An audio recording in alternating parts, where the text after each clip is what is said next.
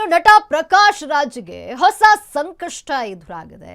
ಕೋರ್ಟ್ಗೆ ಹಾಜರಾದಂತಹ ನಟ ಪ್ರಕಾಶ್ ರಾಜ್ ಧರ್ಮಸ್ಥಳ ಕೇಸ್ನಲ್ಲಿ ಇತ್ತೀಚೆಗೆ ಸುದ್ದಿ ಆಗಿದ್ರು. ನಟ ಪ್ರಕಾಶ್ ರಾಜ್, ವಿಲಕ್ಷಣ ನಟ ಪ್ರಕಾಶ್ ರಾಜ್ಗೆ ಈಗ ಹೊಸ ಸಂಕಷ್ಟ ಎದುರಾಗಿದೆ. ಕೋರ್ಟ್ಗೆ ಹಾಜರಾದಂತಹ ನಟ ಪ್ರಕಾಶ್ ರಾಜ್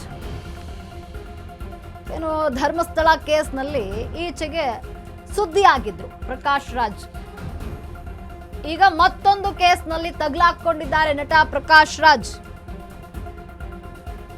ಅಷ್ಟಕ್ಕೂ ಪ್ರಕಾಶ್ ರಾಜ್ ವಿರುದ್ಧವಾಗಿ ಕೇಳಿ ಬಂದಂತಹ ಆರೋಪ ಏನು ಆರೋಪ ಮಾಡಲಾಗ್ತಾ ಇದೆ? ಒಂದಲ್ಲ ಒಂದು ಈ ರೀತಿಯ ತಗಾದೆಗಳನ್ನ ಮಾಡಿಕೊಳ್ಳುವಂಥದ್ದು ನಟ ಪ್ರಕಾಶ್ ರಾಜ್.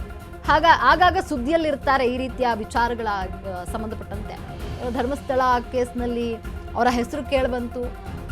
ಇದೀಗ ಧರ್ಮಸ್ಥಳ ಕೇಸ್ನಲ್ಲಿ ಈಚೆಗೆ ಸುದ್ದಿಯಾದಂತಹ ಪ್ರಕಾಶ್ ರಾಜ್ಗೆ ಮತ್ತೊಂದು ಕೇಸ್ನಲ್ಲಿ ತಗಲಾಕೊಂಡಿದ್ದಾರೆ ಅನ್ನುವಂಥ ಮಾಹಿತಿ ಇರುವಂಥದ್ದು ನಟ ಪ್ರಕಾಶ್ ರಾಜ್. ಅಷ್ಟಕ್ಕೂ ಏನ್ ಕೇಸ್ ಅದು? ಪ್ರಕಾಶ್ ರಾಜ್ ವಿರುದ್ಧ ಕೇಳಿ ಬಂದಂತಹ ಆರೋಪ ಏನು ಆರೋಪದ ಮೇಲೆ ಅವರ ವಿರುದ್ಧ ಈಗ ಕೇಳಿ ಬರ್ತಾ ಇದೆ ಅನ್ನುವಂಥ ಪ್ರಶ್ನೆಗಳಿದೆ. ಅಂದ್ರೆ ಕೋರ್ಟ್ಗೆ ನಟ ಪ್ರಕಾಶ್ ರಾಜ್ ಇಲ್ಲಿ ಹಾಜರಾಗಿದ್ದಾರೆ. ಕೋರ್ಟ್ ಹಾಜರಾಗಿರುವಂಥದ್ದು ಏನೋ ಧರ್ಮಸ್ಥಳ ಕೇಸ್ನಲ್ಲಿ ಸುದ್ದಿ ಆಗಿದ್ರು ನಟ ಪ್ರಕಾಶ್ ರಾಜ್. ಇದರಲ್ಲಿ ಅಂದರೆ ಇದ್ದಾರೆ ಅನ್ನುವಂಥ ವಿಚಾರವನ್ನು ಹೇಳಲಾಗಿತ್ತು. ಈ ವಿಚಾರಕ್ಕೆ ಸಂಬಂಧಪಟ್ಟಂತೆ ಸುದ್ದಿ ಆಗಿದ್ರು ಪ್ರಕಾಶ್ ರಾಜ್. ಆದರೆ ಈಗ ಮತ್ತೊಂದು ಕೇಸ್ನಲ್ಲಿ ತಗಲಾಕೊಂಡಿದ್ದಾರೆ ಪ್ರಕಾಶ್ ರಾಜ್. ಏನಿದು? ಏನು ಆರೋಪ? ಏನು ಕೇಸ್ ಅದು ಅನ್ನುವಂಥ ಒಂದಷ್ಟು ಪ್ರಶ್ನೆ ಇರುವಂಥದ್ದು. ಈಗ ಪ್ರಕಾಶ್ ರಾಜ್ಗೆ ಈಗ ಮತ್ತೊಂದು ಸಂಕಷ್ಟ ಎದುರಾಗಿದೆ. ಏನೋ ನಟ ಪ್ರಕಾಶ್ ರಾಜ್ಗೆ ಜಾಮೀನು ಮಂಜೂರು. ಪ್ರಕಾಶ್ ರಾಜ್ ಹೆಸರಿನಲ್ಲಿ ವಿವಿಧೆಡೆ ಇವೆ 4 ವೋಟರ್ ಐಡಿ. ನೋಡಿ, 4,000 ರೂಪಾಯಿ ಶ್ಯೂರಿಟಿ ಕಟ್ಟಲು ಸೂಚಿಸಿ ಆದೇಶವನ್ನು ನೀಡಲಾಗಿತ್ತು ಕೋರ್ಟ್. ಪ್ರಕಾಶ್ ರಾಜ್ ಹೆಸರಿನಲ್ಲಿ ವಿವಿಧೆಡೆ 4 ವೋಟರ್ ಐಡಿ ಇವೆ. ಅದೇ ಕಾರಣಕ್ಕೆ ಜಾಮೀನು ರಹಿತ ವಾರೆಂಟ್ ಅನ್ನ ಕೋರ್ಟ್ ಹೊರಡಿಸಿತ್ತು. ವಾರೆಂಟ್ ರೀಕಾಲ್ ಮಾಡಿಸಲು ಕೋರ್ಟ್ಗೆ ಪ್ರಕಾಶ್ ರಾಜ್ ಬಂದಿದ್ದಾರೆ. ಬೆಳಗ್ಗೆ ವಾರೆಂಟ್ ರೀಕಾಲ್ಗೆ ಪ್ರಕಾಶ್ ರಾಜ್ ವಕೀಲರು ಅರ್ಜಿಯನ್ನ ಸಲ್ಲಿಸಿರುವಂಥದ್ದು. ಈಗ ಬೇಲ್ ಪಡೆಯಲು ಕೋರ್ಟ್ಗೆ ನಟ ಬಂದಿದ್ದು ಬೇಲ್ ಮಂಜೂರಾಗಿದೆ. 4 ರಾಜ್ಯಗಳ ವೋಟರ್ ಐಡಿಯನ್ನ ಪ್ರಕಾಶ್ ರಾಜ್ ಇಲ್ಲಿ ಹೊಂದಿದ್ದಾರೆ. ಒಂದಲ್ಲ ಎರಡಲ್ಲ 4 ವೋಟರ್ ಐಡಿ ಇರುವಂಥದ್ದು. ಕರ್ನಾಟಕ, ಆಂಧ್ರ, ತೆಲಂಗಾಣ ಮತ್ತು ತಮಿಳುನಾಡಿನಲ್ಲಿ 4 ವೋಟರ್ ಐಡಿ ಇದೆ. ಈ 4 ರಾಜ್ಯಗಳಲ್ಲಿ ವೋಟರ್ ಐಡಿಯನ್ನ ಪ್ರಕಾಶ್ ರಾಜ್ ಹೊಂದಿದ್ದಾರೆ. ಕಾನೂನು ಪ್ರಕಾರ ಒಬ್ಬ ವ್ಯಕ್ತಿಗೆ ಒಂದು ಮತದಾರರ ಗುರುತಿನ ಚೀಟಿ ಇರುತ್ತೆ, ಅಂದ್ರೆ ಒಂದೇ ವೋಟರ್ ಐಡಿ ಇರುತ್ತೆ. ಆದ್ರೆ ಇಲ್ಲಿ ನಟ ಪ್ರಕಾಶ್ ರಾಜ್ ಬಳಿ 4 ವೋಟರ್ ಐಡಿ ಇದೆ. ಆಂಧ್ರ, ಕರ್ನಾಟಕ, ತೆಲಂಗಾಣ ಹಾಗೂ ತಮಿಳುನಾಡು 4 ವೋಟರ್ ಐಡಿ ಇದೆ. ತಮಿಳುನಾಡು ವಿಧಾನಸಭಾ ಕ್ಷೇತ್ರದ ಮತ್ತು ತೆಲಂಗಾಣದ ವಿಧಾನಸಭಾ ಕ್ಷೇತ್ರದಲ್ಲಿ 1 ವೋಟರ್ ಐಡಿ ಇರುವಂಥದ್ದು. ಬೆಂಗಳೂರಿನಲ್ಲೂ ಕೂಡ 1 ವೋಟರ್ ಐಡಿ ಇದೆ. ಅಂದರೆ 4 ಕರ್ನಾಟಕ, ಆಂಧ್ರ, ತೆಲಂಗಾಣ ಹಾಗೂ ತಮಿಳುನಾಡು ಈ 4 ರಾಜ್ಯಗಳಲ್ಲೂ ಕೂಡ ಒಂದೊಂದು ವೋಟರ್ ಐಡಿ ಈಗ ಪ್ರಕಾಶ್ ರಾಜ್ ಬಳಿ ಇರುವಂಥದ್ದು. ಎಲ್ಲೆಲ್ಲಿ ವೋಟರ್ ಐಡಿ ಇದೆ ಅಂತ ನೋಡೋದಾದರೆ ತೆಲಂಗಾಣದ ಹಾಗೂ ಬೆಂಗಳೂರು, ಶಾಂತಿನಗರ ಕ್ಷೇತ್ರದಲ್ಲೂ ಕೂಡ ವೋಟರ್ ಐಡಿ ಇರುವಂಥದ್ದು ಪ್ರಕಾಶ್ ರಾಜ್ ಅವರದು.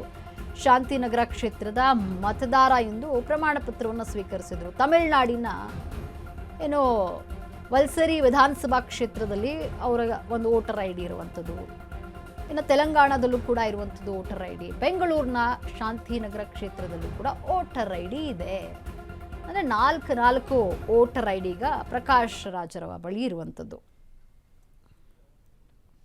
ಈ ಬಗ್ಗೆ ಹೆಚ್ಚಿನ ಮಾಹಿತಿಯನ್ನು ನೀಡಲು ನಮ್ಮ ಪ್ರತಿನಿಧಿ ಅರುಣ್ ದೂರವಾಣಿ ಸಂಪರ್ಕದಲ್ಲಿದ್ದಾರೆ. ಅರುಣ್, ಏನೀಗ ನಟ ಪ್ರಕಾಶ್ ರಾಜ್ ಒಂದಲ್ಲ ಒಂದು ಸುದ್ದಿಯಲ್ಲಿ ಇದ್ದೇ ಇರ್ತಾರೆ. ಆ ಸುದ್ದಿ ವಿಚಾರವಾಗಿ ಅಂದರೆ ಏನಾದರೂ ಒಂದು ತಗಾದೆ ಇದ್ದೇ ಇರುತ್ತೆ. ಅದೇ ರೀತಿ ಈಗ 4 ವೋಟರ್ ಐಡಿ ಅವ್ರ ಬಳಿ ಇದೆ. ಅಂದರೆ 4 ಸ್ಟೇಟ್ನಲ್ಲಿ ವೋಟರ್ ಐಡಿಯನ್ನು ಇಟ್ಕೊಂಡಿದ್ದಾರೆ. ಕರ್ನಾಟಕ, ಆಂಧ್ರ, ತೆಲಂಗಾಣ ಮತ್ತು ತಮಿಳುನಾಡು ಈ 4 ಕಡೆ ವೋಟರ್ ಐಡಿ ಇರುವಂಥದ್ದು. ಈ ವಿಚಾರಕ್ಕಾಗಿ ಕೋರ್ಟ್ಗೆ ಹಾಜರಾಗಿರುವಂಥದ್ದು. ಈ ಬಗ್ಗೆ ಹೆಚ್ಚಿನ ಮಾಹಿತಿ ಏನಿದೆ?